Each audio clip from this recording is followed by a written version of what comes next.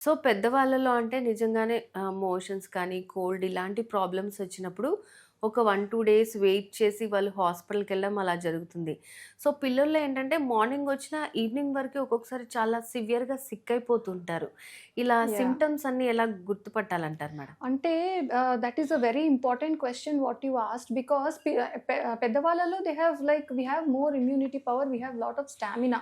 So ఏదొచ్చినా తట్టుకోగలిగే శక్తి కొంచెం బెటర్ ఉంటుంది. కానీ చిన్న పిల్లలు అలా కాదు.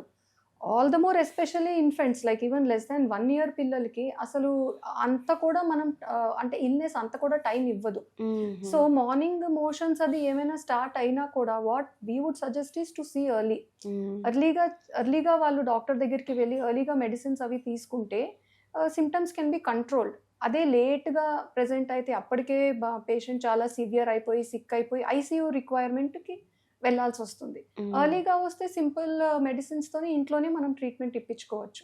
ఓకే. యాహ్! సో, అంటే ఇప్పుడు రెడ్ ఫ్లాగ్ లక్షణాలు అంటే లైక్ అంటే యాహ్! ఎలాగా గుర్తించాలంటారు So వాటిని this is మనం? again a very important question.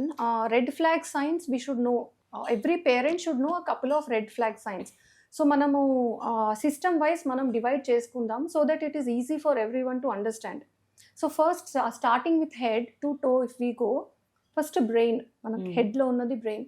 So బ్రెయిన్కి అంటే బ్రెయిన్ ఎఫెక్ట్ అవుతున్న సిమ్టమ్స్ ఏంటంటే బేబీ చాలా మత్తుగా ఉండడం, లేవలేకపోవడం ఫర్ వాట్ ఎవర్ రీజన్, ఏ ఇల్‌నెస్ వచ్చినా కూడా యాక్టివ్‌గా, కాన్షియస్‌గా ఉండకుండా చాలా డల్‌గా, డ్రౌజీగా ఉండడం ఆర్ ఫిట్స్ అనుకోకుండా ఫిట్స్ రావడం. Hmm. Okay. These are all the danger signs. And మరీ చిన్న పిల్లల్లో మాడ ఉంటుంది. సో హ్మ్. మాడ కొంచెం ఉబ్బెత్తుగా ఉండడము, టైట్‌గా ఉండడం, బల్జ్‌గా ఉండడం this is a very danger sign అన్నమాట. Hmm. So these are the neurological symptoms with which they should seek attention immediately. Coming to respiratory, ah, మనం నిమిషానికి ఇన్ని సార్లు మనం బ్రీత్ తీసుకుంటాం. బట్ బియాండ్ దట్ అంటే చాలా rapid and fast breathing or chest indrawing అంటాం. అంటే చాలా డిఫికల్టీగా బ్రీత్ చేయడం. మన పొట్ట, చెస్ట్ అంతా లోపలికి, పైకి అట్లాగా వెళ్తున్నట్టు కనిపియడం. Okay. This is called chest indrawing or recessions. Face బ్లూగా, బ్లాక్‌గా అయిపోవడం. అంటే ఆక్సిజన్ టైం సరిగ్గా అందట్లేదనమాట.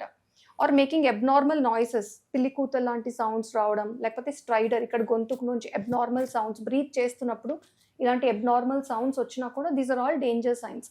They need to seek an attention immediately.